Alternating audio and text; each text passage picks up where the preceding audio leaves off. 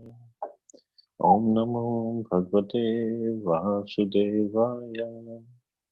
Om Namo Bhagavate Vasudevaya. Narayana Namaskritya Naram Chaiva Narottamam Devim Saraswatim Vyasam Tato Jayamudiriye. Nashtaprayeshu Abhadreshu Nityam Bhagavata Sevaya. Bhagavati Uttam Shloke Bhaktir Bhavati Naistiki. So today being Makarsankranti in India, although I just remembered. So some of the important festivals that happened today. First is Gangasagar Mela. So today is a day when Bhagirathji brought Ganges from heavenly planet, and Shivji caught her in his hair, and then from there she started down on earth. And if we go to these places like Kedarnath, Badrinath, so we can see different streams, the Alaknanda, Mandakini, and others, and they all merge together before Rishikesh at Rudraprayag or Devprayag, Rudraprayag, I believe, and then it becomes Ganga from there on, and she comes down, and Bhagirathji was in the front, and she was following him with full force, and then she followed and went all the way to Mayapur, Navadvip.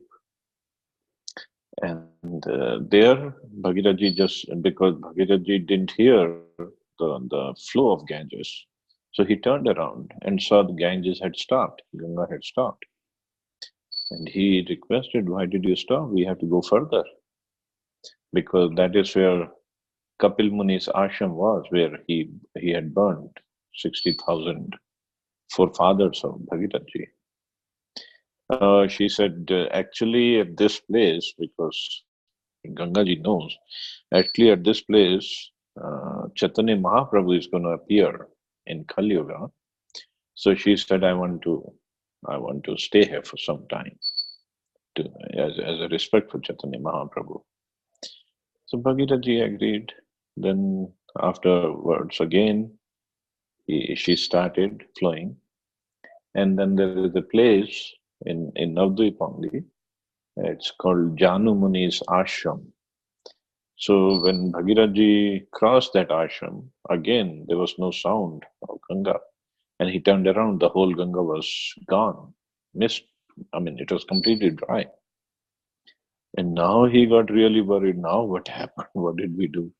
So he went and in the ashram, and he saw a sage sitting, and he prayed to him. He said, "Have you seen any river?" And that Janu Muni was there, and he said, "Yeah, I saw that river." And the river came by, and she flooded my whole ashram, and she was creating so much of commotion, so much of noise and flood, and so I drank up the whole water. I mean, so many great sages have been in India.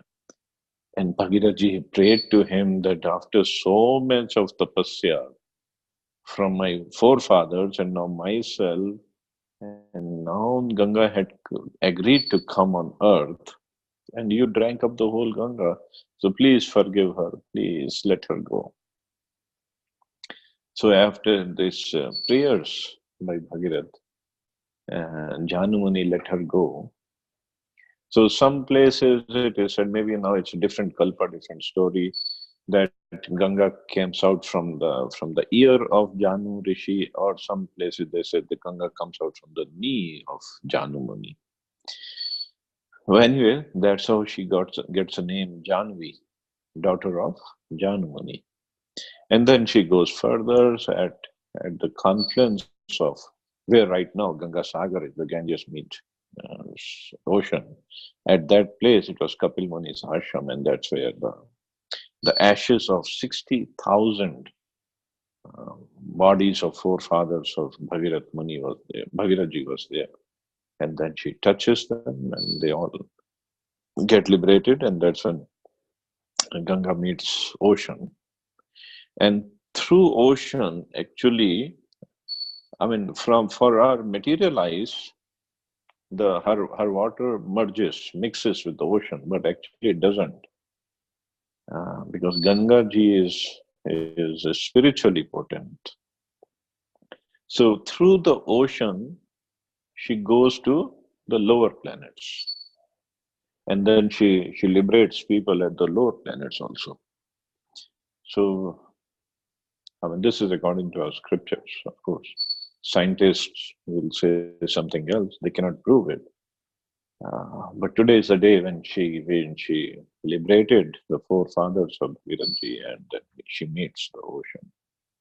So big festival happens over there, Gangasagar, today.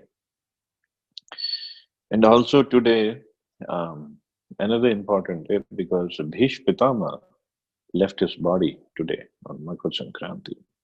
He was there. We have read in Srimad Bhagavatam how Krishna took Yudhishthira Maharaj and all the Pandavas to Bhish Pitama for instructions, because it is said that Yudhishthira Maharaj could not be consoled, for he was feeling so depressed and so much responsible for all the killings in the battle of Mahabharat, just to put him on the throne. And it is said Vedvyas and even Krishna could not console him properly. But actually Krishna wanted to glorify Bhishma Pitama. So that's when Krishna decided, okay, Yudhishthira Maharaj and everybody else, let's go to Bhishma Pitama. And they all came to Bhishma, and the news went. These kind of news, good news, they go all over the universe. And all the sages from all over the universe, they came over there to see the meeting of, not the instructions of Bhishma Pitama to Yudhishthira. That wasn't important for them. For them, the important part was Bhishma Pitama meeting Krishna, and Bhishma, they leaving the body in presence of Krishna. They wanted to witness that. So that happened today. So it is mentioned when the sun went into Uttarayan, which happens on Makarsankranti, and that's when Bhishma Pitama left his body, while looking at the lotus face of Krishna. But for us, Gaudiya Vaishnavas, the most important incident that happened today was Chaitanya Mahaprabhu accepted sannyas today. And then before that, Mahaprabhu was a householder, and he was performing Sankirtan, and he had his pastimes of being a Pandit, being a grammar teacher. But today he accepted sannyas, and then he went to Jagannath Puri after sannyas, and then his teachings, his bhav of his mood of separation from Krishna, all these various moods, the devotees were able to experience, to see that. So today, like the night before, he left his house in Navdvip, and he told his wife, it was Vishnu Priya, well, Lakshmi Priya had already left her body, Vishnu Priya, and Vishnu Priya was crying, and Chaitanya Mahaprabhu consoled her in the bedroom, and then he left. His mother, Shachi Devi, she was at the door, but she could not stop him. And Chaitanya Mahaprabhu left for a place called Katwa from Navdvip. He had to cross the Ganges and then go to this place. In our Mayapur Yatra, We went to that place, Katwa, and in fact we went to that temple and the tree also. There's that tree under which Mahaprabhu had his haircut done. He shaved off his head. And only few devotees knew about Mahaprabhu taking sannyas, Nityanand Prabhu and few others. So Mahaprabhu, when he went to this place, Katwa, and that uh, well, temple is now. Otherwise, earlier there was no temple there. There was an ashram, and this barber was called to cut the beautiful long black curly hair of Mahaprabhu. And Mahaprabhu sat down with utmost respect for that barber, and he asked him to cut the hair. And barber tried to cut, but he himself was crying. He said, "How can I cut this, shave off your head, cut this beautiful long hair?" Because Mahaprabhu was very young. He was only 24 years old when he went to take sannyas. And he was crying. Mahaprabhu asked him, cut the hair. And Mahaprabhu was getting into so much of ecstasy. He started dancing, and then devotees had to just sit him down, so get the haircut. And then the barber was crying and crying. He could not even hold his razor properly. So somehow, after many attempts, he finally managed to shave off the hair of Mahaprabhu's head. And then it is said that that barber, he just could not continue with this profession. He just could not cut anybody's hair afterwards. So it is said that he adopted the profession of being a halwai. He could not cut anybody's hair. So after his hair were shaved off, of course, all the devotees they were crying because they didn't want to see Mahaprabhu take sannyas. But Chaitanya Mahaprabhu was adamant, he was determined that I'm going to take sannyas. Why? Because when he was a grammar teacher and a grihastha, many times people could not understand his mood, his emotions, especially after he took initiation from uh, Ishwar Puri in Gaya and came back to Navdvip. So they would commit offenses against him, especially some of his students. What had happened? So they, after this initiation by Ishwar Puri, so before that Mahaprabhu was really a teacher of logic and grammar and nyaya and everything proper according to the scriptures.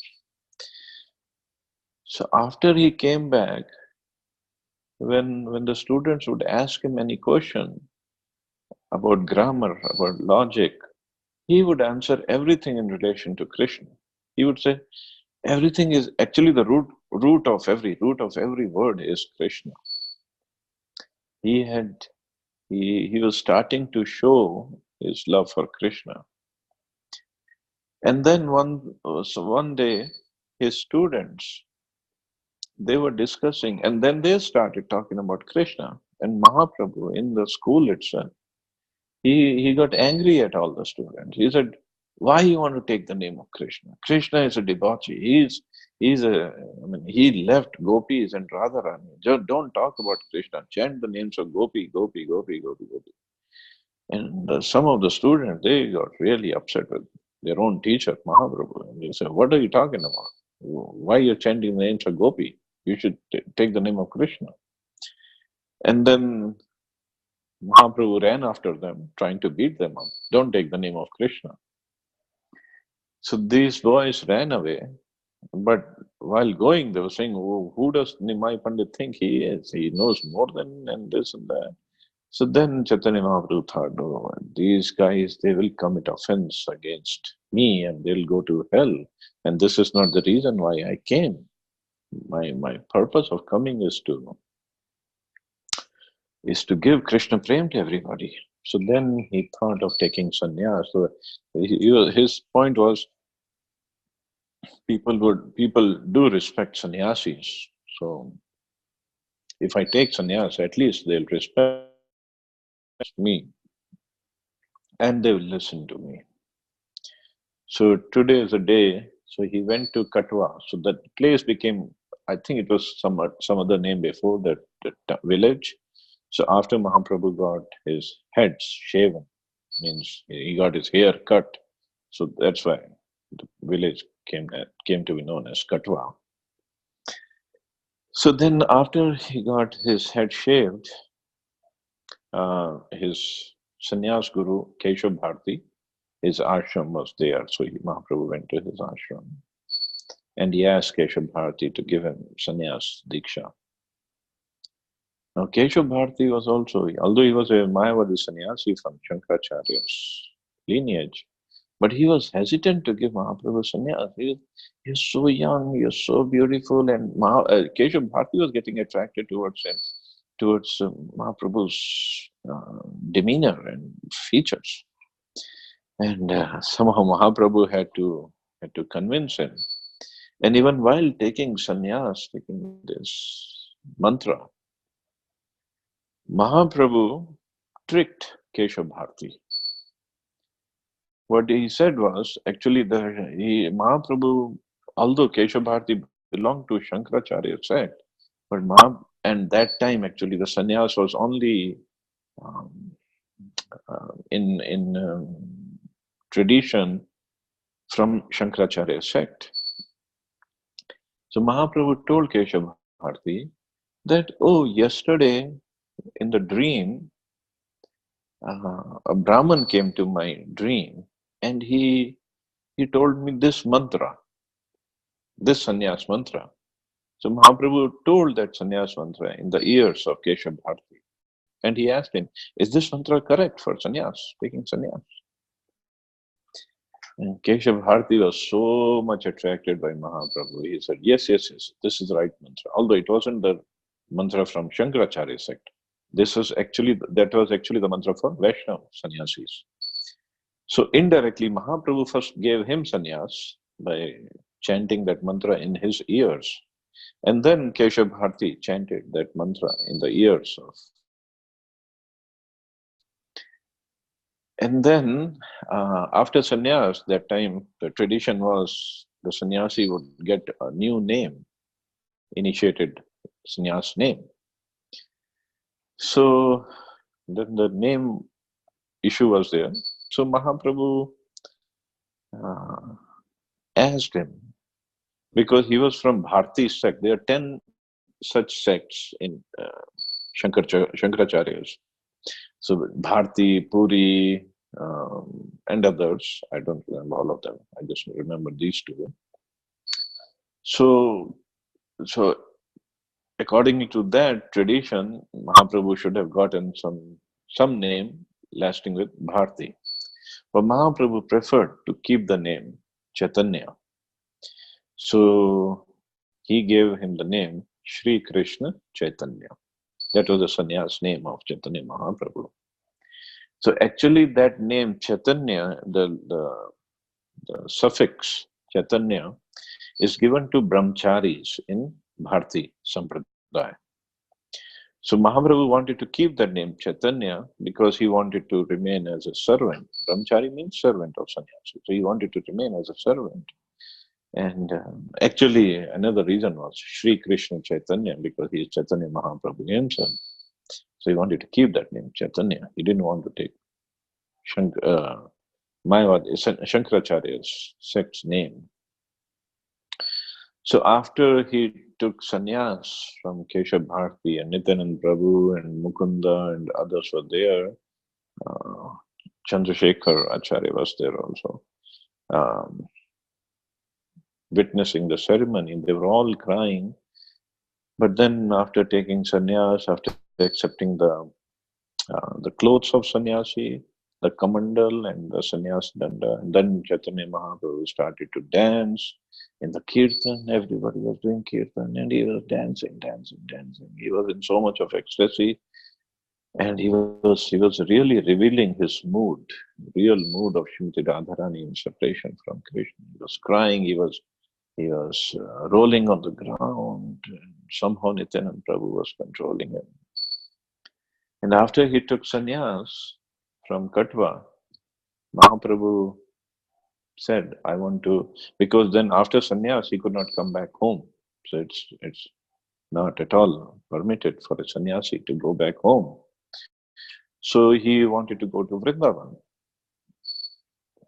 So Nityanand Prabhu went ahead, and Mahaprabhu was alone. He was walking, he was dancing, he was crying, he was rolling on the ground, and then he was walking, getting up and walking again, going towards Vrindavan. So Nityanand Prabhu was going further ahead, and on the way, Nityanand Prabhu saw some boys, cowherd boys, and he told them, "Oh, there's a sannyasi coming, and he will ask you which way is to go to Vrindavan. So you point towards Ganga, and you tell him to go that side, and that's where the Vrindavan is." So Nityanand Prabhu went ahead towards Ganges. So Mahaprabhu came, as he said, and he saw these boys. And Mahaprabhu thought he was already in Vrindavan, and he saw these cowherd boys. So he asked the cowherd boys, which way to Yamuna, which way to Vrindavan? These boys said, okay, okay, go towards that river, and that is Yamuna. So Mahaprabhu dancing, dancing, doing kirtan, he came to Ganges, which was Ganges actually, not Yamuna. And he started taking bath, thinking this is Yamuna, and he was in Vrindavan, he was in complete ecstasy. And then Advaita Acharya showed up on a boat. And Mahaprabhu looked at Advaita Acharya. He said, how come you are here? When did you come to Vrindavan? Then Advaita Acharya told him that actually you're still in Navadvip, and this is Ganga, not Yamuna. And Mahaprabhu said, this must be the trick of Nityanand Prabhu. Only he could trick me like that. And Advaita Acharya said, now you come on the boat and take some dry clothes, change your clothes, and you cannot go to your house. Now you can come to my house. Come to my house and give us your association. So Mahaprabhu went to the house of Advaita Acharya in Shantipur. And Advaita Acharya had called all the devotees. They all came to see Chaitanya Mahaprabhu in his sannyas, Leela. And then Shachi Mata came from Navadvip to Shantipur.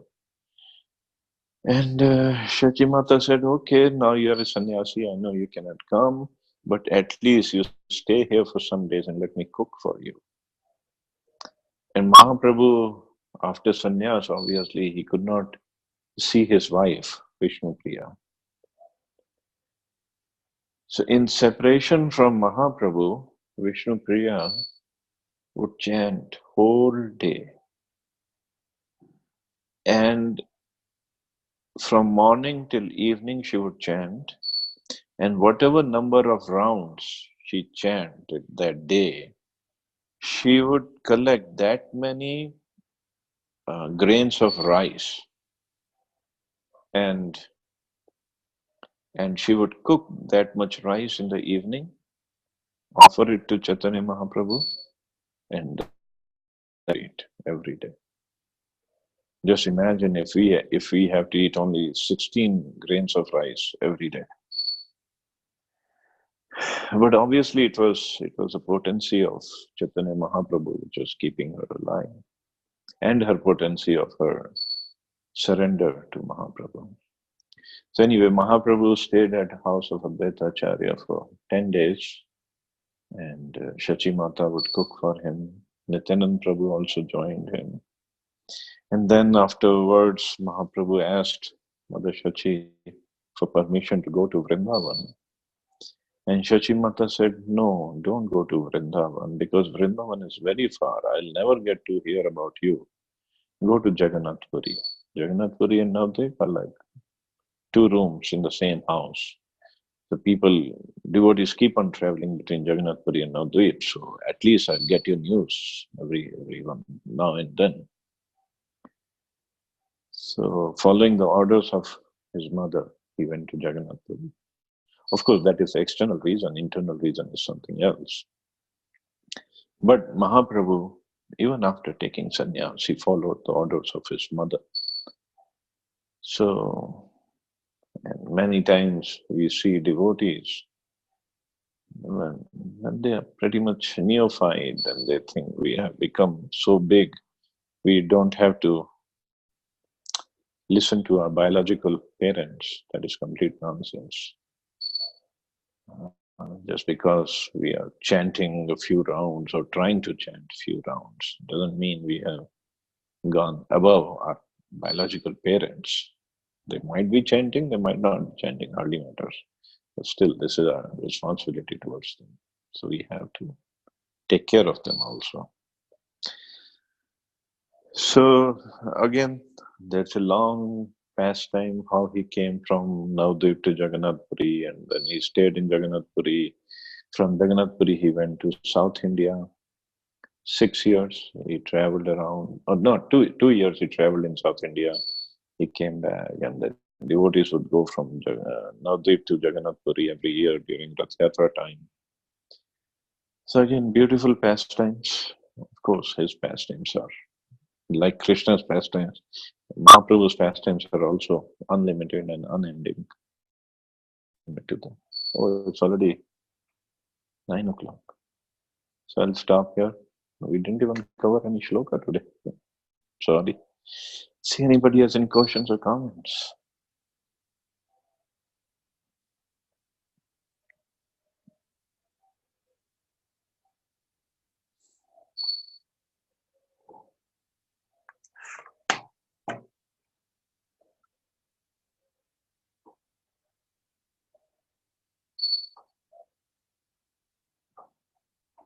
Hare Krishna.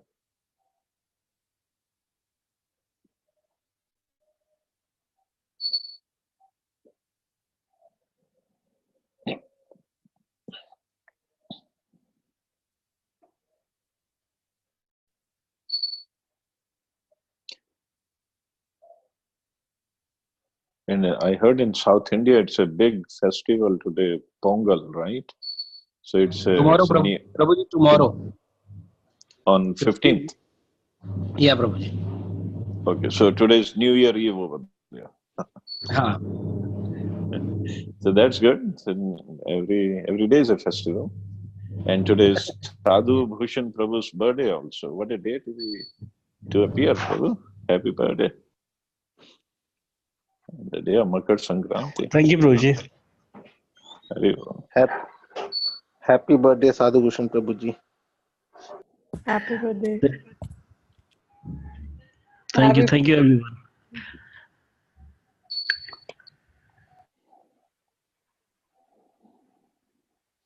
So I guess we can stop here. You all have a wonderful Makarsankranti. Oh yeah, one more thing. Because it's Sankranti and especially Makarsankranti, any pious activity, any bhakti, any chanting, any donation we do today, it has a big impact in our lives. So if you can, at least do some donation for cows. If for temple, that's up to you. But at least for cows, do something today. It'll be great. Hare Krishna. Okay, bro. Jai Shri Prabhupada. Hare Krishna Prabhuji. Jai Srila Prabhupada.